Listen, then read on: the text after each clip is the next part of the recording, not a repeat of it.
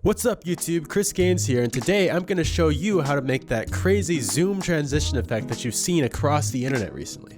So let's hop straight into it. Now this effect is extremely easy to create in After Effects and really adds some impact to your cuts.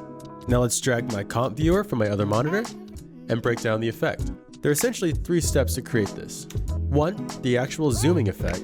2, some motion blur. And 3, a tiling effect. Let's create a new project so I can show you how I did it. So I've got my new composition laid out and I've got my cut exactly where I want it. So the first thing we're going to do is adjust and animate our scales so we get that zoom effect.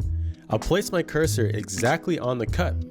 I'll press S to bring up scale on my first clip, then click the stopwatch to add a keyframe right on the cut. Now we're going to go back 4 frames by pressing page up and setting another keyframe by clicking the diamond. Go back to your original keyframe and zoom in by about 40 extra %, in this case 240%. We now have a slight zoom before the transition. Now let's go to our second clip and do the same thing, but starting from a smaller scale and returning to its original size. Select it, press S to bring up scale, and create a keyframe right on the transition point. Press page down to move forward 4 times, 2, 3, 4. Create a new keyframe, then use the arrow to go back to your original and zoom down by about 40%, in this case 60.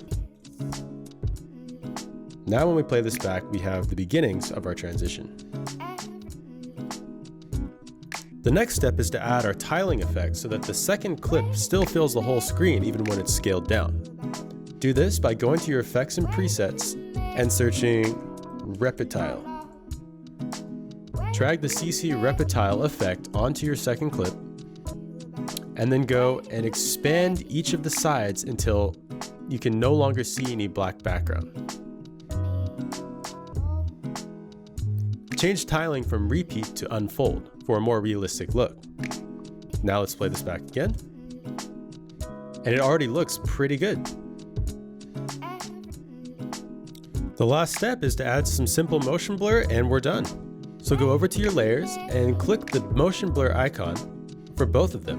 Then go up to your global motion blur and enable that. When we play this back, we have the final effect. And that's it.